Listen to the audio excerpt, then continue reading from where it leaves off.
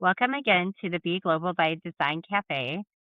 Today we are talking to Allyson Cohen, who is the founder and executive director of the Unison Chamber Music Collective. Welcome, Allyson. Thank you so much for having me, Kristen. I'm so excited that you're here. So tell us, what is the Unison Chamber Music Collective? Yeah, so the Unison Chamber Music Collective is a nonprofit. We are in our third year running. Our mission is to reimagine the role of classical music in society, both where it's presented and who it is for, through our community building concert series that is hosted at prisons, shelters, and recovery centers. How would you defined it? Yeah, this work came from a very simple belief, which is that music belongs everywhere and it belongs to everyone. As a classical musician, I had the privilege of growing up and experiencing music as something that was incredibly meaningful. It built my community as a child, and it gave me a way to express myself. I fell in love with music so much that when I was a kid, I actually created a PowerPoint for my mom to ask her to be homeschooled so that I could practice more hours in a day. I just fell Wow. so deeply in love with the art form. And I think as a child, when you're going through kind of the turbulences of teenage years, for me, it gave me a sense of community. It gave me a sense of purpose. And it was really something that meant a lot to me. Um, and it guided every decision that I've made in my life, my love of the art form and of playing the violin. And I think that my kind of unwavering love and belief in the power of music, it also shielded me from some of the, I think my own privilege in a way made me not see the art form for what it truly is, which is sometimes something that is a little bit exclusive and not as inclusive as it could be. I just fell in love with the pure joy that it brought me and the pure kind of connection of playing music, which is really what it should do. And that's what we aim to do through Unison. When I was living in Macon, Georgia, which is where I did my undergraduate studies, that is a community that is extremely two-sided. We have the community of people that come to all of our concerts that support the Yeah. university. And then there's the rest of the community, which is incredibly impoverished and they are struggling. And it was really interesting to see that dichotomy. And that's the case with a lot of, larger cities too. We have those two really segregated financial and cultural divides. And through my time at the university that I was studying at Mercer University in Georgia, I was able to kind of realize that my privilege had allowed me a really wonderful experience of an art form that is often not inclusive. Okay. And I wanted to bring what what I love Yeah. to everyone, and that's kind of what started the organization. And of course, when I decided to start the nonprofit, I didn't know anything about forming a nonprofit. I didn't know how much work it was, which is probably a good thing. And I didn't know any of the practical matters, but the best advice that I ever received when I told one of my mentors that I wanted to start an organization that would bring music to everyone was to just do something, to just get on the phone and make a phone call, to just start Okay. doing something. Yeah. And yeah, and I mean, that's what you have to do. You have to have a dream and you have to pursue it with any means that you have. Just start doing it. And once you start doing it, you'll realize what you don't know. And I realized there's a lot I didn't know. But our first concert was at a homeless shelter in Ann Arbor. And I'll never forget that performance. And we still perform at the Delana Center, run by the Shelter Association of Washtenaw County every month. That's a partnership that has remained. And through my just seeing what worked and what didn't work, I was able to realize that with the organization, I wanted to reach people that I would never run into at Hill Auditorium. Yeah. Okay. Yeah. Yeah. Yeah. People who never thought that they could buy a concert ticket. They wouldn't even know what to wear. They don't know the expectations of a classical concert. They maybe think that this music isn't for them. And through Unison, I want to disprove that. I want to give people the tools to understand the music, to feel that the music and the musicians are their community, to make them feel like they belong, to give them a voice, and to feel like they themselves are and can be creatives. And that's really our mission with the Unison. That's really cool. So, what has been the reaction of the audiences when you play for them? It is truly amazing. It's something I never expected, even though I've loved music so deeply my whole life. It's incredible to get to meet all of these people who are at different phases of their life. They may be struggling, they may be experiencing different things, and yet music is a connector for all of us. And so I've quite literally been told that, the music that we play and that we bring has made them want to live again. I've been told that this music our performances are the highlight of their month, that they look forward to it every month when we come and visit. I've been I've had people now I call them friends, these people who we visit every month, and they've wanted to come to concerts of mine that are just in Ann Arbor in public, and they've now felt comfortable to attend these concerts. And that's, due to a lot of the performances that we've brought to them, and that's just amazing. I've had so many amazing conversations with audience members where they've shared personal details about their life. I had someone come up to me one time and say that the music made them wanna dance and asked if I would dance with them in the back of the room. It's really sweet, and these people, yeah, they're just so willing to connect and to meet the music and the musicians where they are. And the more that we are able to use music as a tool for connection, to talk about the music, to talk about what we love about it, to talk about ourselves in relation to the music, the more it connects to everybody. And so I had a woman at the homeless shelter tell me that through our performances, she was able to understand the musical language. And that's really, yeah, that's really what we hope to do. Yeah, for sure. What impact do you think that this is having on the musicians who are performing? That's a great question. Our mission at Unison is, of course, to bring this music to our audiences, but it is not a one-sided situation. I myself, as a musician and performer at our concerts, it's changed my life. For me, I think it's given me a new reason to keep practicing and keep growing as an artist. And I think for a lot of our musicians, it's the same way. And that's what I hope for with these performances, that it's a reciprocal effort to create a safe space, to create community. And I think for a lot of our performers, this is a chance for them to see how impactful it is to be a musician and what that role really means. I think sometimes I've had the thought, am I actually doing something that's meaningful in Yeah, this world? What's the importance of music? I'm not a right. doctor. I'm not a doctor on the front line, right? During the pandemic, I remember having this thought a lot about, Feels like art is selfish, or it's only for ourselves, or it's only for enjoyment, right? yeah, or like it's not essential. It's just an extracurricular. Even in schools, it's like PE and art and gym or whatever. They're like the extra classes, right? But I think that that's not true. If you ask people what the role of art is in their life, most people will tell you that it's what makes them get up in the morning. It's what gives them color and joy to their life. Yeah, It's really important.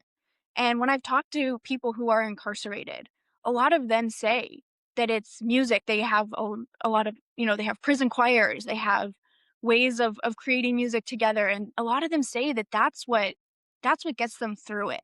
And that's been the case for me in my life. And I think that's the case for most people, that it's art that sustains us. And that's not nothing. That's a really big, in the world we live in today, that is huge. And so yeah, I think for our artists, this gives them a kinder why as to why they are putting in the hours and doing the hard work that it takes to be an artist. It's not an easy career. And I think that this work gives as much hope and community to us as it does to the people that we're playing for. do you feel like you're almost co-creating with the audiences when you're playing with them? Absolutely, and that is the goal. The goal is not to just come in there and present something, play a concert, just run through some pieces and bring something that, is from a symphony hall just straight into a recovery center. We hope to create something that where the audiences can feel like they are creatives as well. And the longer that I've run these concerts, the more kind of in that direction I hope to go.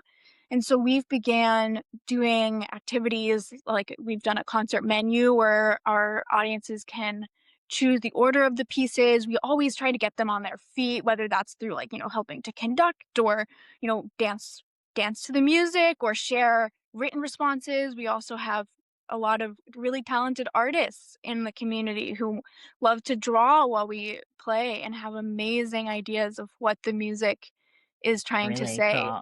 That's Yeah, really, so really our cool.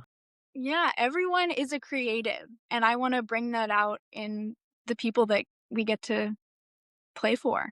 Do you feel like it's having a role in healing both the musicians and the people who they're playing for? Absolutely, and I think healing and community and music is sort of like a circle. I think that if we have something that inspires us and we're choosing to feel that together in community and we're all feeling like we're a part of whatever that is, I think that's where the real healing happens. And so we use music as a tool for healing and as a tool for bringing people together. And I think because music has such strong emotional powers and because it elicits feelings that are so universal, feelings of loss, feelings of loneliness, feelings of joy. These are things that everyone feels like so deeply. And we feel so alone in all of our emotions, whether they're happy or sad. And hopefully this music can bring people together and realize that they're not alone and that we're all, supporting one another on our different healing journeys through music. And that's really what I've seen happen through our performances. That's really cool. And you have artist in residence, composer in an emerging composers program. Tell us a little bit about those. Are these the people who are playing, or is this a separate program altogether? Yeah, so the Emerging Composers Commissioning Project, this is our third year of this project running. And that's a separate project that every year chooses five early career composers, and we premiere their work, and professionally record it for their own use, whether that's for submitting for competitions, for schools. It's really important for, musicians to be playing their works.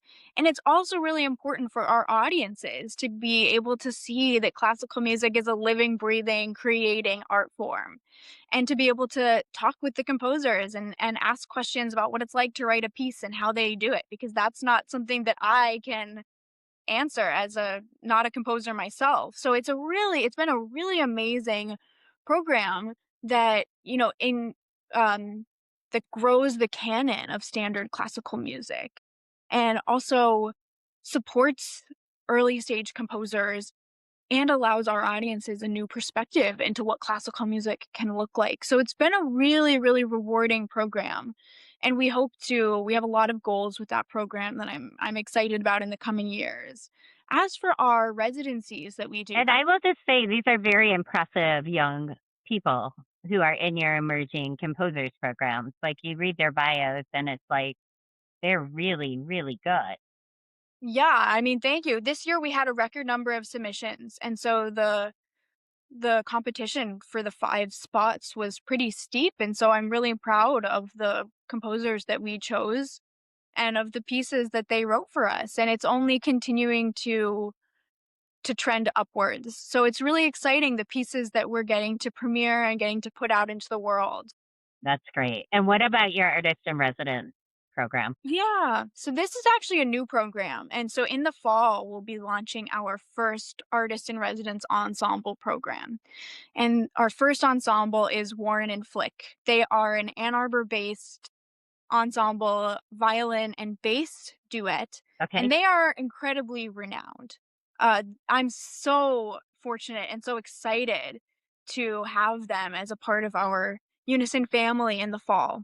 And so this residency will entail a performance at one of our concert venues, and they will also be mentoring and working with the student groups at the University of Michigan who perform our concerts. And so that leads into another program that we have, which is our program in collaboration with the University of Michigan School of Music, Theater, and Dance, Okay. the chamber music department. And so we have an amazing collaboration that really feeds That's into awesome. everything. It's amazing. It feeds into everything that we hope to do with Unison. And so these student groups get to perform their own Unison concert and they receive mentoring from Unison artists on how to create community building programming that is sensitive for the community that they will go and perform for. That's fantastic. And you started this Unison when you were 21. If you were redesigning the way conservatory training is done today, what would you change about the way that young musicians are prepared to enter the field? Yeah, I mean, that's a difficult question. And I think change is happening for Okay. sure. And even at the University of Michigan, where I received my master's, Uh-huh. they have what they call the Excel Lab. And this is a lab for students to get coaching and counseling. And it's really an entrepreneurial space. And they provide funding. And I was fortunate enough when I was a student to receive the Excel Prize, which is a $10,000 award, Wow. which for a student, yeah, for a student, that's really life changing. And That for is, Unison, yeah, for Unison, it was. And so, programs like that are helping to cultivate creativity in a different sense in music students. But what is still prevalent and what I find a little bit difficult and disheartening is the emphasis on um, artistic excellence above everything. And while, of course, none of this happens without the practice that we do by ourselves in a room and without creating, quality music, yeah, I mean, that's a given, right? But I think, yeah, it's a given that we have to be at a certain level, that we have to, work hard. But I think sometimes the motivation in conservatories to continue to grow is to impress your teacher mm, or because you feel like you have to hit a certain number of hours each day, or we're told that if we're not practicing by a certain time of day, well, we've already failed, or if we haven't hit a certain landmark, if we haven't won an orchestra job by the time we're 30 years old, well, now you're too old. I just think that okay. all of that isn't helpful. And what to me changed my relationship to practice and changed my relationship to growing as a violinist is having a motivator that is actually motivating, that Yeah. actually makes me want to grow and not being motivated by fear of failing or fear of not impressing or not being enough or not being seen as a real artist by professionals and by teachers. And so through just wanting to share this with people who don't have access, by wanting, by the sort of desire to really express the emotions that I'm trying to portray. That's what motivates me every day. And then I have more fun in the practice room trying to figure out how I can be more creative and what tools in my violinistic toolbox I can use to create the emotions that I feel. Yeah, I mean, it would be really great if we could see it more as infrastructure, as part of the community, this connection of we're not just producing music to, be in an orchestra and that's that. Like there are a lot of other places maybe that musicians could play a bigger role. Yeah, and I think it's important to be telling students, aspiring musicians, that success in your career doesn't look like one thing. And your definition of what you aspire to achieve can change. And it's a long process. And as long as you're following your passion and, to be honest, your moral values as a human, Yeah, and then I think you're on the right path. And I think sometimes we leave aside our our humanity and our sort of everything that makes us individual, and we just try to impress, and that leads to competitiveness, and that leads to not supporting your peers. And I think the most important thing is to support your friends and your peers and not view them as threats to your success, but everyone is someone that can be in your corner to support you and as you support them. And the most powerful connections that I've had are with fellow nonprofit administrators or friends who have supported me and just built me up as an artist and as a executive director and as a person. So I think that's the best thing that you can do is just lean into the person that you are and the values that you want to uphold and use that as a guide of how you create your career. That's amazing. And you're a nonprofit, as you mentioned. You rely on donations and grants to do your work, and you have an upcoming gala. It's your first gala. Tell us about it. Yeah, so I mean, when you found a nonprofit, of course you have to fund all of the work that you do, and that's tricky. And as a young executive director, it's something that I'm learning all about. And it's really exciting, but it is hard, and so I'm really excited and proud that we are having our first annual fundraising gala on June 16th, and this will be at Carytown Concert House. I'll be giving a recital as part of it with, collaborators from Unison, and this will be a really exciting event. The program is music that I'm just excited to share, some really great music by Korngold, Enescu, and some duets by Glier.